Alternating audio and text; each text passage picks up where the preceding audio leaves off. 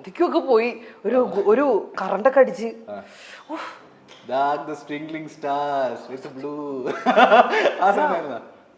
മമ്മൂക്കനെ interview ചെയ്തപ്പോഴാണ് മമ്മൂക്കനെ ഞാൻ നേരിട്ട് കണ്ടപ്പോ എന്റെ കിളിയൊക്കെ ഇതുപോലെ പോയതാണ്.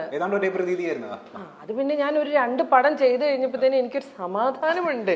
ആളുടെ അടുത്ത് ചെന്ന് കഴിഞ്ഞപ്പോ അങ്ങനെ വിറവലൊന്നും വരില്ല. ഷാറുഖ് ഖാനെ കണ്ടിട്ട് ഔട്ട്, പിച്ച് ഔട്ടായി പോയി. ഞാൻ മൊത്തത്തിൽ ഔട്ടായി പോയി. ഞാൻ എൻജിൻ ഔട്ട് കംപ്ലീറ്റ്ലി. അടുത്തത് ചേച്ചി ദയവ് ചെയ്ത് ഇനി വരുന്ന ഈ സാധനത്തിന് ചേച്ചി എന്റെ പേര് പറയരുത്. എനിക്കറിയാം ചേച്ചിക്ക് എന്റെ പേര് എനിക്ക് എന്നെ ഇന്റർവ്യൂ ചെയ്തതിൽ ഇഷ്ടപ്പെട്ട ആളാരാണെന്നായിരിക്കും ചോദ്യം. അല്ലേ ഏറ്റവും ബ്യൂട്ടിഫുൾ ആയിട്ട് അല്ലെങ്കിൽ ഏറ്റവും ഹാൻസം ആയി തോന്നിയ ഇന്റർവ്യൂ ചെയ്ത സെലിബ്രിറ്റി ഡാഷ് ആണ്. ഞാൻ ഇന്റർവ്യൂ ചെയ്തിട്ട് സുന്ദരനായിട്ട് തോന്നിയ ബ്യൂട്ടിഫുൾ ആയിട്ട് തോന്നിയ 2 പേര്. ഒബ്വിയസ്ലി ഷാറുഖ് ഖാൻ. ഞാൻ അങ്ങനെ ഒരുപാട് ആക്ടേഴ്സിനെ ഇന്റർവ്യൂ ചെയ്തിട്ടില്ല. ഇന്റർവ്യൂ ചെയ്തതോ പരിചയപ്പെട്ടതോ പറയാം. അങ്ങനെയാണ് മമ്മൂക്ക. എന്ത് സുന്ദരനാണെന്നറിയാമോ? സിനിമയിൽ കാണുന്ന പോലെയല്ല, നേരിട്ട് കാണാൻ ഭയങ്കര സുന്ദരനാണ്. ഞാൻ കണ്ടിട്ടുണ്ട് റൊഷാക്ക് മൂവിയുടെ ഭാഗമായിട്ട് നമ്മൾ ഇന്റർവ്യൂ ചെയ്തിരുന്നേ. എനിക്ക് ക്വസ്റ്റ്യൻ ചോദിക്കാൻ പറ്റണ്ടേ, പുള്ളിയുടെ ആ ഒരു ഓറയിൽ നമ്മളിങ്ങനെ നോക്കിയിരിക്കും. മമ്മൂക്കന് വേണമെങ്കിൽ നമുക്കൊരു 1 മണിക്കൂർ ഉള്ളിൽ വെറുതെ പ്രൈസ് ചെയ്തോണ്ടിരിക്കാം. ഇന്ന് സുന്ദരനാണ്.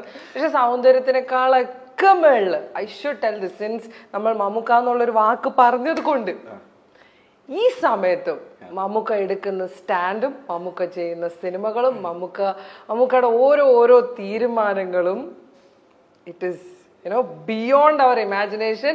ഇതൊക്കെ ഓരോ ബെഞ്ച് മാർക്കാണ്. മമ്മൂക്ക ചെയ്യുന്ന ഓരോ സിനിമ ആയിക്കോട്ടെ, അത് പ്രത്യേകിച്ച് ഈ ഒരു ടൈമിൽ. ഇപ്പൊ മമ്മൂക്ക എന്ന് പറഞ്ഞു കഴിഞ്ഞാൽ വേറെ ഇത്രയും നാള് സൂര്യനായിട്ട് ഉദിച്ചു നിന്ന് ഇപ്പൊ അതിന്റെ പുറകിൽ വേറൊരു സൂര്യനും കൂടെ വന്ന എങ്ങനെ ഇരിക്കും? അത്രയ്ക്കും പ്രകാശം പരത്തുന്ന ഒരു നിലയിലേക്കാണ് മമ്മൂക്ക ഇപ്പൊ നിന്നോണ്ടിരിക്കുന്നത്. ബാക്ക് ടു ബാക്ക് സിനിമകളുടെ സെലക്ഷൻ, എടുക്കുന്ന ഓരോ പൊളിറ്റിക്കലി കറക്റ്റ് ആയിട്ടുള്ള സ്റ്റാൻഡുകൾ. ഇപ്പൊ ജൂഡിന്റെ ഒരു വിഷയം വന്നു, അപ്പൊ മമ്മൂക്ക അതില് ഒരു കമന്റ് പറഞ്ഞു.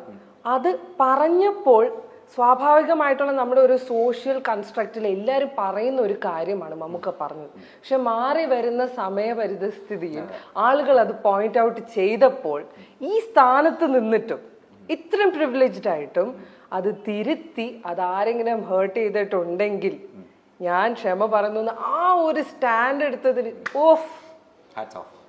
സമ്മതിക്കണം. ഇതുപോലൊന്നും ചിന്തിക്കാനോ പ്രവർത്തിക്കാനോ മമ്മൂക്കയുടെ പൊസിഷനിൽ നിൽക്കണോ ഒരാൾക്ക് പറ്റുന്നുണ്ടെങ്കിൽ that means he is a true human at his heart. പച്ച മനുഷ്യൻ, തങ്കം Mammukka. You are such a gem. എനിക്ക് അത് കണ്ടിട്ട് എനിക്ക് വീണ്ടും ഭയങ്കര പ്രേമം. അവസാനിക്കുന്നില്ല അവിടെ. അത് തീരില്ലല്ലോ. അടുത്തത് പേരിന് പോലും ജാടയില്ല എന്ന് തോന്നിയ സെലിബ്രിറ്റി ഡാഷ് ആണ്. പേരിന് ജാട വാട്ട് ഈസ് ജാട? എന്താണ് ജാട? അങ്ങനെ ആറ്റിറ്റ്യൂഡ് ഒന്നും എന്നോട് ആരും എന്നാലും ഭയങ്കര simple and down to earth ആയിട്ട് തോന്നിയ ഭയങ്കര ഇന്ദ്രൻ ചേട്ടൻ. ഓയ്യോ, ഇന്ദ്രൻ ചേട്ടനോട് സംസാരിച്ചിട്ട് സത്യമായിട്ട് എനിക്കിങ്ങനെ ദൈവമേ ഈ മനുഷ്യനെയാണോ ഞാൻ ഈ കുഞ്ഞിലായ മുതൽ കണ്ടിട്ടുള്ള ഇത്രയും സിനിമയിൽ അഭിനയിച്ചത്? എന്തൊരു പാവാണെന്നറിയാമോ? ഇൻ ദ സെൻസ് ആൾക്ക് അങ്ങനെ ഒരു ധാരണയേ ഇല്ല. ആളൊരു സിനിമാ നടനാണെന്ന് പോലും ആൾ ഭാവിക്കില്ല. മോളെ ഞാൻ ആ ട്രെയിനിൽ വരുമ്പോണ്ടല്ലോ അവിടെ ഇന്ന ഒരു കുട്ടി അടുത്തിരുന്നപ്പോൾ ഞാൻ ഇങ്ങനെ സംസാരിച്ചു, എൻ്റെ മോൾ അത് ഇത് സംസാരമൊക്കെ നമുക്ക് നമ്മുടെ വീട്ടിലെ ഒരു സാധാരണ ഒരു വ്യക്തി സംസാരിക്കണം. Down to earth, very rooted he is. പക്ഷെ his talent is up in the sky. അത് ഇനിയും യൂസ് ചെയ്യണം കേട്ടോ എല്ലാവരും. ഇത് കേട്ടോണ്ടിരിക്കുന്നവരൊക്കെ മനസ്സിലാക്കി വേറെ ലെവലാണ് അത്. ഇനി വർക്കിന്റെ ഇടയിൽ ഏറ്റവും ക്ലോസ് ആയ സെലിബ്രിറ്റി, മനസ്സിനോട് ചേർത്ത സെലിബ്രിറ്റി ഡാഷ് ആണ്. വർക്കിന്റെ ഇടയിൽ മേ ബി അത് ഇന്റർവ്യൂസിലായിരിക്കാം അല്ലെങ്കിൽ വർക്കിന്റെ ഭാഗമായിട്ട് ഏതെങ്കിലും എപ്പോഴെങ്കിലും. ഇപ്പൊ ഞാൻ പറയുകയാണെങ്കിൽ ഇപ്പൊ എന്റെ സ്റ്റാർസിലുള്ള സെലിബ്രിറ്റീസ് എല്ലാവരും ഇപ്പോ മഞ്ജരി, സിത്താര, കൈലാസേട്ടൻ, സ്റ്റീഫൻ. അതെന്ന് പറഞ്ഞാൽ ഞങ്ങൾ എല്ലാവരും ഉച്ചയ്ക്ക് ഒരുമിച്ചിരുന്ന ഭക്ഷണം കഴിക്കും. അല്ലാതെ ഇഷ്ടംപോലെ ആൾക്കാരുണ്ട്.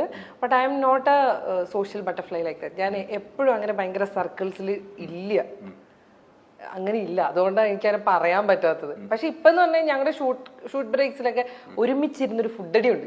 അത് ഭയങ്കര രസമാണ്. അങ്ങനെ ഇന്ന ആളുടെ പാത്രം എന്നൊന്നുമില്ല, എല്ലാവരും എല്ലാ പാത്രത്തിലും തിന്നും. ഭയങ്കര രസമാണ് വർത്താനം, ഗോസിപ്പുകൾ, കഥകൾ, ട്രിപ്പ് കഥകൾ, നല്ല രസമാണത്. അപ്പൊ അവരെ ഇഷ്ടമാണ് ഇപ്പൊ. ഇനി കയ്യിൽ നിന്ന് പോയ ഇന്റർവ്യൂ അല്ലെങ്കിൽ സ്റ്റേജ് ഷോ? അനവധി നിരവധി ഇഷ്ടം പോലെ ഉണ്ട്. പക്ഷെ എന്റെ കയ്യിൽ നിന്ന് പോയാലും ഞാൻ അങ്ങനെ അറിയിക്കില്ല. തകർത്ത് തരിപ്പണമായ സിറ്റുവേഷൻ ഒക്കെ ഉണ്ട്, കരഞ്ഞിട്ടൊക്കെ ഉണ്ട്. വലിയ വലിയ മെഗാ ഷോയിലൊക്കെ ബ്ലണ്ടർ അടിച്ചിട്ടേ. ഒരു എക്സാമ്പിൾ പറയാ, ഏറ്റവും അബദ്ധം പറ്റിയ ഒരു സാധനം. അതെ, പക്ഷെ എനിക്ക് പേഴ്സണലി ഭയങ്കര ഹേർട്ടായി പോയി. എനിക്ക് അങ്ങനെ പറ്റിപ്പോയല്ലോ എന്നുള്ളൊരു സങ്കടം. അത് UK വെച്ചിട്ടൊരു ഷോ, അവിടെ വെച്ചിട്ടൊരു അവാർഡ് നൈറ്റ്. അപ്പൊ അനിൽ കപൂറാണ് ഗസ്റ്റ് അല്ല, പുള്ളി ഉണ്ട്. അപ്പൊ പുള്ളി വന്നിട്ട്, നമ്മുടെ ഹിന്ദി നടൻ അനിൽ കപൂർ, അപ്പൊ പുള്ളി വന്നിട്ട് ബെസ്റ്റ് ആക്ടർ ഇന്ന ആളാണെന്ന് അനൗൺസ് ചെയ്യണം. അത് ഏറ്റവും ഹൈപ്പിലാണ്. ഈ best actor award is like അങ്ങേറ്റം നമ്മൾ ഹൈപ്പിൽ നിൽക്കുന്ന സമയമാണ്.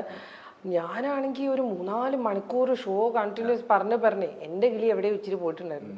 അപ്പൊ ഈ കാർഡ് കൊണ്ട് തന്നു. അപ്പൊ അനിൽ കപൂറിന് ഞാനത് കൊടുത്തിട്ട് അനിൽ കപൂർ ആണത് വായിക്കേണ്ടത്. അത് പറഞ്ഞു പിടിച്ചു വന്നപ്പോ ഞാനത് അനൗൺസ് ചെയ്തു. അതാണെങ്കിൽ അനിൽ കപൂറിനോട്ട് മനസ്സിലാവണമില്ല. Anil Kapoor what did you say? ഞാന് ആൾക്കാര് കൂവാൻ നടക്കുന്നു. അപ്പൊ നമുക്കൊരു സംയമനം നമ്മൾ തിരിച്ചു പിടിക്കുന്നുണ്ടല്ലോ. നമ്മള് വളരെ നൈസായിട്ട് ഇതൊരു ഷൂട്ടാണ്, ഇത് കട്ട് ചെയ്തെടുക്കാൻ പറ്റുമെന്നൊക്കെ ഉള്ളൊരു പ്രിട്ടൻഷനിൽ ഞാനത് കൊടുത്തിട്ട് പറഞ്ഞു റീഡ് ഔട്ട് ദ നെയിം എന്ന് പറഞ്ഞു. പുള്ളി റീഡ് ഔട്ട് ചെയ്തു. അപ്പൊ ആൾക്കാർക്ക് ഒന്നും ചെയ്യാൻ പറ്റില്ല. അതാ ഞാൻ പറഞ്ഞത്, ഞാനത് നന്നായിട്ട് മാസ്ക് ചെയ്യും, പരിപാടി മാനേജ് ചെയ്യും. അതൊക്കെ തീർത്തും നല്ല പ്രസൻസ് ഓഫ് മൈൻഡ് നമുക്ക്. അതുപോലെ തന്നെ ഒരു പ്രാവശ്യം അതും ഇതുപോലെ തന്നെ ഈ സെയിം ടീമിന്റെ അവാർഡ്സ് UK വെച്ച് ബർമിംഗ്ഹാമിനെങ്ങാണ്ട് വെച്ചിട്ട്. അപ്പൊ മമ്മൂക്ക, സുൽഫിത്ത് മാം, എന്റെ അമ്മേ അത് ഞാൻ കണ്ടിട്ടുണ്ട്. പക്ഷെ ഒരു കാര്യം പറഞ്ഞാൽ അത് മാനേജ് ചെയ്തത് കിട്ടില്ലായിരുന്നു. ഞാൻ വിചാരിച്ചിട്ടുണ്ട് തന്റെ സ്ഥാനത്തൊക്കെ ഞാനായിരുന്നെങ്കിൽ എന്നെ വേറെ വല്ലവരും ആയിരുന്നെങ്കിണ്ടല്ലോ സത്യമായിട്ട് അവിടെ നിന്ന് കരഞ്ഞേനെ. കാരണം മമ്മൂക്ക ഉടക്കിയൊന്ന് അത് ഭയങ്കര സീനായിരുന്നു അത്. അപ്പൊ ചാനലിന്റെ സൈഡിൽ നിന്ന് റിക്വസ്റ്റ് ആയിരുന്നു ദുൽഖറിന് അവാർഡ് കൊടുക്കണത് സുൽഫിത്ത് മാം കൊടുക്കണം. അത് അവരോട് പറഞ്ഞിട്ടും ഇല്ല. മാം അങ്ങനെ സ്റ്റേജിൽ അങ്ങനെ വരുന്നത് വളരെ റെയർ ആയിട്ടാ. അപ്പൊ ഞാൻ പറഞ്ഞു ഞാനൊന്ന് ശ്രമിച്ചു നോക്കാന്ന് പറഞ്ഞു. ഞാൻ കേറിയിട്ട് ഞാൻ അനൗൺസ് ചെയ്തു ഈ അവാർഡ് കൊടുക്കാൻ വേണ്ടി സുൽഫിത്ത് മാം വരണം എന്നുള്ളത്. നമുക്ക് എടുത്ത വഴിക്ക് താഴെ നിന്നിട്ട് പുള്ളി ഓൺ ക്യാമറ തന്നെ പറഞ്ഞു പറ്റൂല. നമ്മള് തകർന്ന്. ഇല്ല, ഞാൻ വെയിറ്റ് ചെയ്യും. ഞാൻ തിരിച്ച എക്സ്പ്രഷൻ ഒന്നും കൊടുക്കില്ല, ഞാൻ വെയിറ്റ് ചെയ്യും. കാരണം എനിക്ക് എന്റെ തലയിൽ അറിയാം ഇത് എഡിറ്റ് ചെയ്യാൻ പറ്റുന്ന സംഭവമാണ്. ഈ ലൈവ് ഓഡിയൻസ് ഇത്ര പേരേ ഉള്ളൂ, പിന്നെ മൊബൈലിൽ പോയാലേ ഉള്ളൂ. എന്നിരുന്നാൽ പോലും ചളുങ്ങരുത്, നമ്മൾ തളരരുത് രാമൻകുട്ടി. നമ്മളെ കല്ലെറിയാൻ ഇഷ്ടംപോലെ ആൾക്കാരെ വെച്ച് നമ്മൾ തളരരുത്. ഞാൻ നോക്കിയപ്പോൾ നമുക്ക് പറ്റില്ല എന്ന് പറഞ്ഞു. ദുൽഖർ അമ്മയുടെ കൈ കയറി പിടിച്ച് പോകണ്ടെന്നൊക്കെ, ദുൽഖർ ഇങ്ങനെ പോകണ്ടെന്നുള്ള രീതിയിൽ തടസ്സപ്പെടുത്തി. എല്ലാവരും ഭയങ്കര അവർക്ക് ഇഷ്ടപ്പെട്ടില്ല പറഞ്ഞത്. അപ്പോഴും അവർക്കും അറിയില്ല അവാർഡ് കൊടുക്കേണ്ടത് ദുൽഖറിനാണെന്നുള്ളത്. അത് ഞാൻ പറഞ്ഞിട്ടില്ല. എന്നിട്ട് ഞാൻ വീണ്ടും പറഞ്ഞു. മൂന്നാമത് പറഞ്ഞു കഴിഞ്ഞപ്പോ നമുക്കുടെ മുഖമൊക്കെ ശരിക്കും മാറി. അപ്പൊ ഞാൻ പറഞ്ഞു നല്ലൊരു കൈഡ് കൊടുത്താൽ സുൽഫിത്ത് മാം വരും. ആൾക്കാർ കൈയടിച്ചു. അങ്ങനെ ഞാൻ ഒരു തരത്തിൽ വിളിച്ച് സ്റ്റേജിൽ കൊണ്ടുവന്നു. ഇവരെല്ലാവരെയും മുഖം അപ്സെറ്റ് ആണ്. എന്നിട്ട് അവാർഡ് അനൗൺസ് ചെയ്തു ദുൽഖറിനാണെന്നുള്ളത്. Then it changed. അപ്പൊ എല്ലാവരുടെയും മുഖത്ത് ഭയങ്കര സന്തോഷം വന്നു. ദുൽഖർ വന്നു. ദുൽഖറിനും ഭയങ്കര ഹാപ്പി ആയി. അമ്മയുടെ കയ്യിൽ നിന്ന് അങ്ങനെ അതൊരു നല്ല മൊമെന്റ് അല്ലേ അത്. അത് ഞാൻ നോക്കുമ്പോ നമുക്ക് അത് വീഡിയോ എടുക്കുന്നു. അതിന് നമുക്ക് വീഡിയോ എടുക്കും. നമുക്ക് അത്രേ ഉള്ളൂ കേട്ടോ. ആ സ്പോട്ടിൽ അത് തീർന്നു. അതിന് വീഡിയോ എടുക്കുന്നു. അതൊക്കെ കഴിഞ്ഞിട്ട് ഈ പറയുന്ന മാതിരി അന്ന് ലേറ്റ് ഒരു ഡിന്നറിന് മാമിന്റെ അടുത്ത് സംസാരിച്ചു. ഞാൻ ചെന്ന് സോറി പറയാൻ ചെന്നപ്പോ മാം പറഞ്ഞു മോളെ എനിക്ക് അങ്ങനെ ഇച്ചിരി ടെൻഷനൊക്കെ വരും അതുകൊണ്ടാണ്. പക്ഷെ നല്ലതായിരുന്നു. സന്തോഷം. ഇതുപോലത്തെ ഒരുപാടുണ്ട്. ഇപ്പൊ നമ്മൾ എല്ലാവരും അറിയപ്പെടുന്നത് ജുവൽ മേരി എന്നാണ്. പക്ഷെ പണ്ടത്തെ ഒരാളുണ്ട് മേരി ജുവൽ. അതാണ് ശരിക്കും പേര്, സ്കൂളിന്റെ പേര്. സ്കൂളിൽ അന്ന് അറിയപ്പെട്ടിരുന്നത് മഹാ തല്ലിപ്പൊളിയായിട്ടുള്ള മഹാകുരുത്തങ്കേടായിട്ടുള്ള ഒരു കുട്ടിയാണെന്നാണ്. ഓർമ്മയുണ്ട് അന്ത ബാല്യകാലം? ഓഫ് കോഴ്സ് എനിക്ക് അതേ ഓർമ്മയുള്ളൂ. മറക്കാൻ പറ്റാത്ത, അതായത് നമ്മള് ലൈഫിലെ ഏറ്റവും കുരുത്തക്കേട് ചെയ്ത മരണം വരെ മറക്കാത്ത ഒരു ഇൻസിഡന്റ് പറഞ്ഞ എന്തായിരിക്കും? ഇതൊക്കെ എല്ലാ ദിവസവും ചെയ്യണല്ലേ. ഇങ്ങനെ ഇന്നതൊന്നും ഇല്ല. ഐ വാസ് എ ഗജ പോക്കിരി. അന്ന് പറഞ്ഞു കഴിഞ്ഞാൽ ഇപ്പൊ എന്താ പറയാ, ഫോർ എക്സാമ്പിൾ പറയുകയാണെങ്കിൽ എനിക്ക് ക്ലാസ്സിലൊന്നും ഇരിക്കാൻ ഇഷ്ടമല്ല. അപ്പൊ നമ്മൾ മനപ്പൂർവ്വം അലമ്പുണ്ടാക്കിയിട്ട് അവരെ ഇറക്കി വിടും. ആദ്യം വരാന്തയിൽ മുട്ടുത്തും, അത് കഴിയുമ്പോൾ അവിടെ എണീപ്പിച്ചു നിർത്തും, പിന്നെ കൈ ഒക്കി പിടിച്ചു നിർത്തും. അപ്പൊ നേരെ താഴെ പ്രിൻസിപ്പളിന്റെ ഓഫീസ്. ഔട്ട്സ്റ്റാൻഡിംഗ് പെർഫോമർ തീരെ അവാർഡാണ്. അവര് കുറെ നേരം കണ്ട് അവർക്ക് ബോറടിക്കുമ്പോൾ പിടിച്ച് അവിടെ പിടിച്ചു നിർത്തും, പ്രിൻസിപ്പളിന്റെ വാദിക്ക് നിർത്തും. നമുക്കൊരു നാണവമാനം ഇല്ലായിരുന്നു ആ സമയത്ത്. ഒന്നുമില്ല, ക്ലാസ് ബോറാണ്. ഒരു റബ്ബർ എടുക്കാൻ ഫ്രണ്ടിൽ ഇരിക്കുന്നവനായിട്ട് കീച്ച. അപ്പൊ അവൻ തിരിയും. അപ്പൊ ടീച്ചർ നോക്കുമ്പോ ഒരു അലമ്പ്, സ്റ്റാൻഡപ്പ് മേരിജുവൽ സ്റ്റാൻഡപ്പ്, ആ ബെഞ്ചിലിരിക്കുന്ന മൊട്ട അവന്മാര് എഴുന്നേറ്റോ പൊക്കോ. അന്ന് എന്ന് പറഞ്ഞു കഴിഞ്ഞാൽ ഞാനും കുറെ അലമ്പ് ബോയ്സും അങ്ങനെയാണ്. ഞങ്ങള് ബെഞ്ചിൽ ക്ലാസ്സിൽ എഴുന്നേപ്പിച്ച് നിർത്തിയിട്ടുണ്ട്. ക്ലാസ് നടക്കുമ്പോ നമ്മൾ എഴുന്നേറ്റ് കൈയൊക്കെ പൊക്കി പിടിച്ച് നിന്നിട്ടുണ്ട് ക്ലാസ്. ആമ്പിള്ളേരൊക്കെ കയറുമ്പോ നെഞ്ചത്തിരിക്കുവായിരുന്ന ആമ്പിള്ളേരൊക്കെ കയറിയിട്ടേ നമ്മൾ ഇടിക്കുവായിരുന്ന. പിന്നെ ഞാൻ നല്ല അലമ്പായിരുന്നു. അവന്മാരെ എന്നെ ഇടിക്കുമായിരുന്നു. അവരെ സംബന്ധിച്ചിടത്തോളം എന്നെ അങ്ങനെ ഒരു പെൺകുട്ടി എന്നുള്ള രീതിയിൽ അവരാരും കൂട്ടിയിട്ടില്ല സത്യം പറഞ്ഞ. അളിയൻ ബന്ധങ്ങൾ അല്ല അലമ്പായിരുന്നു. സസ്പെൻഷൻ ആയിട്ട് കിട്ടേണ്ടി വന്നില്ല. ഞാൻ സ്കൂൾ മാറുമല്ലോ കുറച്ച് കഴിയുമ്പോ. അപ്പൊ ചുരുക്കി പറഞ്ഞ ഈ +2 വരെ നമ്മൾ എത്ര സ്കൂള് മാറിയിട്ടുണ്ട്? 5. സീരിയസ്ലി മാൻ, ഞാൻ ആമ്പിള്ളേരുടെ ഒക്കെ കാര്യത്തിൽ ഇങ്ങനെ കേട്ടിട്ടുണ്ട്. First time. ഇത് അലമ്പ് മാത്രമല്ല, കുറച്ച് ഭയങ്കര ഇമോഷണൽ ട്രോമയൊക്കെ അടിക്കും, പ്രേമൊക്കെ പൊട്ടും. ഞാൻ പിന്നെ ഓരോ സ്കൂളിൽ നിന്ന് ഇറങ്ങി അടുത്ത സ്കൂളിൽ പോയി അതിനെ നന്നാക്കാൻ വേണ്ടി ഒരു സമയത്ത് കൊണ്ട് ഗേൾസ് സ്കൂളിൽ ഇട്ട്.